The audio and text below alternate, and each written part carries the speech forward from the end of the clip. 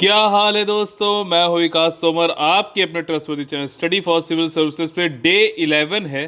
ठीक है, डे 11। और इसमें हमारे जो डेली आपके 10 टॉप 10 एमसीक्यूज जो आते हैं उसके साथ फिर आ गए हैं। देखिए 21 जून से हम लोग का जो है आपका यूपीएससी प्री 2020 के लिए 100 दिन का क्रैश कोर्स चालू हो रहा है। आप लोग 21 जून उसके बाद भी जो है ज्वाइन कर सकते हैं। पूरा जो है 3 महीने का कोर्स है, ये बहुत ही ज़्यादा 100 दिन का मतलब पूरा पूरा है। और इसमें आपको जो है आसानी से आप लोग क्लियर कर सकते हैं प्रीलिम्स विदाउट एनी डाउट। ठीक, टेस्ट सीरीज़ भी है और पेड ग्रुप भी है। यहाँ पे इसकी फ़ीस लिखी हुई है। अगर आप लोग को ज्वाइन करना है तो आप लोग इन नंबर्स पे कॉल कर सकते हैं। ठीक, पहला क्वेश्चन जो है हमारा वो है आज आपका यहाँ से इकोनॉमी से। देखिए मोडस ऑपरेंडी वही है, आपको क्वेश्चन पढ़ना है, क्वेश्चन के साथ में देखना है कि पूछा क्या है, करेक्ट पूछा है, क्या पूछा है। तो यहाँ पे सही आंसर आपका हो जाएगा डी। देखिए यहाँ पे निम्नलिखित में से कौन से कदम भारतीय अर्थव्यवस्था के उदारीकरण यानी कि लिबरलाइजेशन से संबंधित हैं। तो ये चारों ही हैं। इंडस्ट्रियल लाइसेंसेस मतलब कि 100 किलो अगर कोई करता है तो उसको 200 किलो करने के लिए भी लाइसेंस, हर चीज़ का लाइसेंस होता था, तो उसको जो है लिबरलाइज करना था।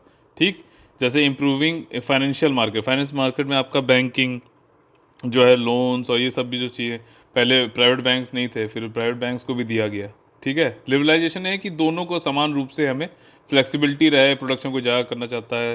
टैक्स सिस्टम भी एक, ठीक, टैक्स सिस्टम मतलब जो अभी जीएसटी कर दिया गया, वन नेशन वन टैक्स, वैसे फाइनेंशियल मार्केट में भी वन नेशन वन मार्केट की बात थी। और improvement in foreign exchange system, जो मतलब कितना डॉलर, कितना आप कोई भी फॉरेन जो करेंसी है उसको इंडियन करेंसी से कितना आप लेन देन कर सकते हैं। जैसे कि अभी करंट अकाउंट जो है हमारा करेंसी का, उसमें जो है आपका फुल जो है कन्वर्टिबिलिटी है। फुल कन्वर्टिबिलिटी मतलब कि आप इंपोर्ट एक्सपोर्ट जितना भी कर रहे हो सब आप जो है कन्वर्ट कर सकते हो इंडियन रुपी से फॉरेन करेंसी को। ठीक, लेकिन कैपिटल अकाउंट जो है उसमें नहीं है फुल। ठीक, समझ में आ गया।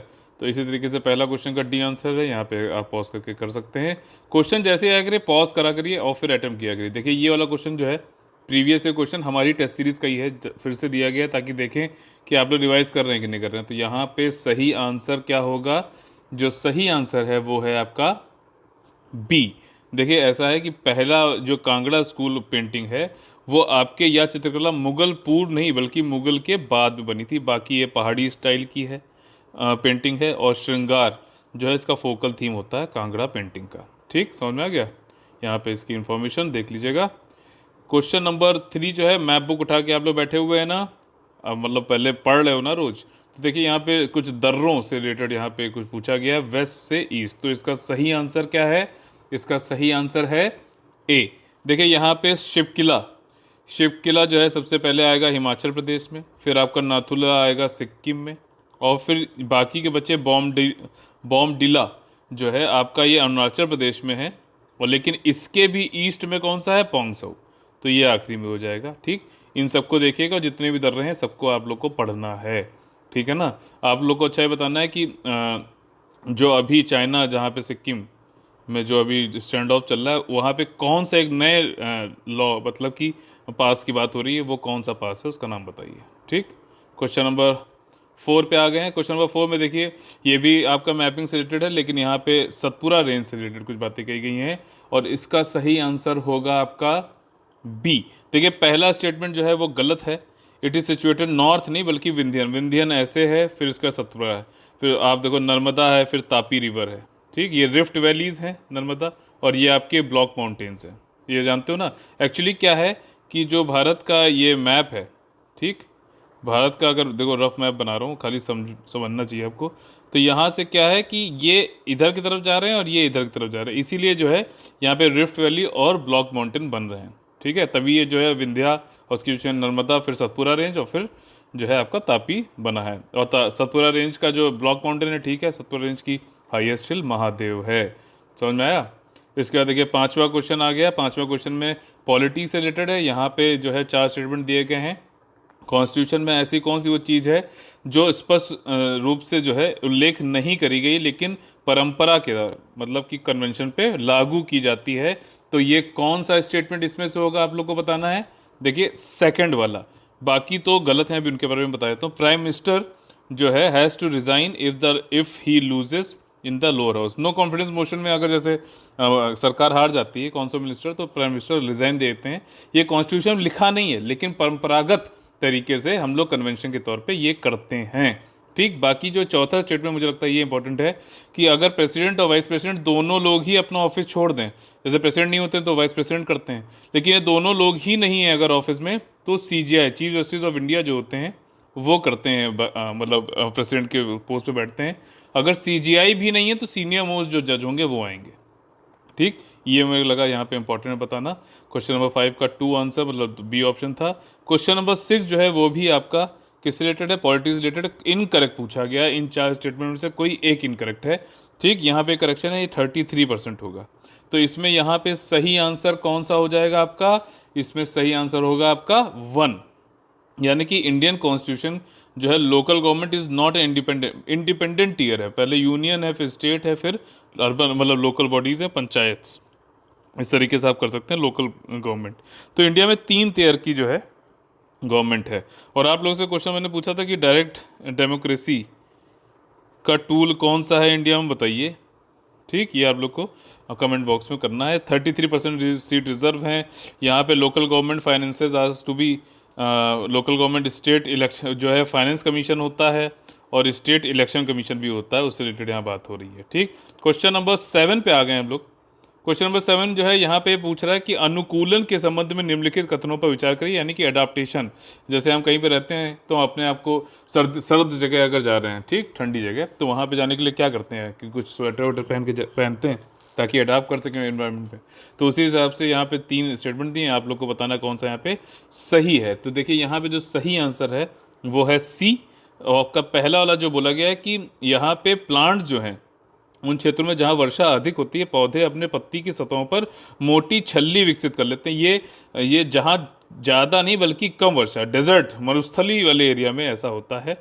ठीक, मोटी छल्ली जो है विकसित कर लेते हैं। बाकी वो पंछिया जो पौधा है वो अपनी पत्तियाँ होती नहीं हैं वनस्पति के आधार से, वहाँ जो है उसको वो बना देते हैं, कहते हैं नो लीव्स एग्जाम्पल, ये मतलब वो जैसे होता है कांटे टाइप के बन जाते हैं। और ये जो है आपका अल्पाइन जोन में पाया जाता है, ये सही स्टेटमेंट है। तीसरा स्टेटमेंट सही है कि हमारे रेड ब्लड सेल बढ़ जाते हैं, जो पहाड़ पे रहते हैं लोग या फिर पहाड़ पे जो जाते हैं, वो रेड ब्लड सेल उनके ज़्यादा बनने लगते हैं। क्यों? क्योंकि रेड ब्लड सेल ही जो है ऑक्सीजन को हमारे शरीर के अंदर लाता ले जाता रहता है। ठीक, यहाँ पे कुछ इन्फॉर्मेशन है, आप पॉज करके पढ़ लीजिएगा। क्वेश्चन नंबर 8 पे आ गए। ये वाला क्वेश्चन मुझे लगता है बहुत लोगों ने नहीं पढ़ा होगा, तो ये उन लोग के लिए सरप्राइज क्वेश्चन है। बुद्धिस्ट संघ जो काउंसिल होती थी उनसे रिलेटेड 4 स्टेटमेंट दिए गए, आप लोग को बताना है कि कौन सा इनमें से जो है सही ऑप्शन है। तो देखिए यहाँ पे ऑप्शन जो सही है वो है बी। जो बुद्धिस्ट काउंसिल में यहाँ पे वैसा नहीं पूछा गया कि कौन उसका पैटर्न था, कौन किसकी अगुवाई में हुआ, ये सब नहीं पूछा गया। यहाँ पे पूछ रहा है कि बुद्धिस्ट संघ जो है रिपब्लिकन सिस्टम पे था, बिल्कुल सही बात है। कोरम मतलब ये होता है कि अगर 100 लोग हैं तो 100 लोग में ऐसे 20 लोग अगर आ गए, 20 लोग नहीं आए तो फिर वहाँ पे नहीं होगी, काउंसिल नहीं होगी। तो यहाँ पे जो गलत था वो यही है कि 20। अच्छा, आप लोगों को बताना है कि पार्लियामेंट में कोरम क्या है, कितना परसेंटेज है, ठीक, और कितना नंबर में आएगा।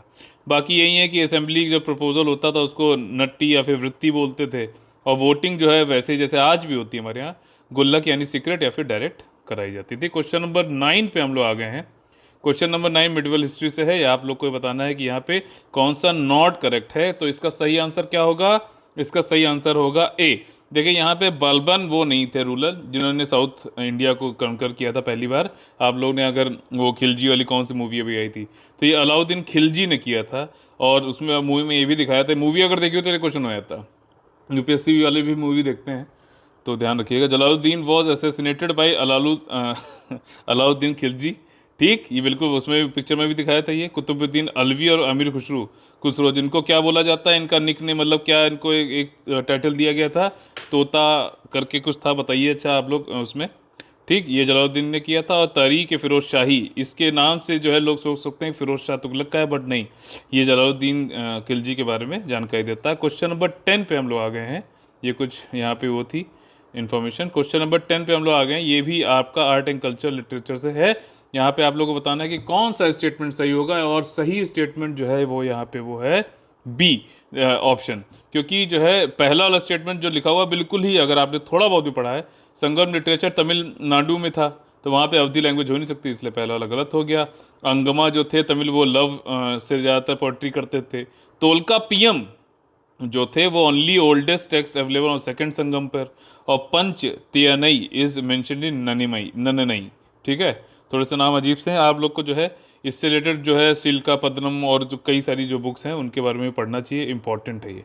तमिलनाडु वाली बुक में बहुत अच्छा दे रखा है, एनसीईआरटी जो उनकी है तमिलनाडु वाली एनसीईआरटी टाइप्स उसमें। ठीक, तो इस तरीके से जो है आप लोग को पूरा यहाँ पे 10 क्वेश्चन करा दिए गए हैं। आप लोग को अगर पेड ग्रुप ज्वाइन करना है तो जरूर कर लीजिए। खूब पढ़िए, खूब पढ़िए और लगातार जुड़े रहिए हम लोग के साथ में। जय हिंद, जय भारत। 21 जून से चालू होने वाला है क्रैश कोर्स, जरूर ज्वाइन करिएगा।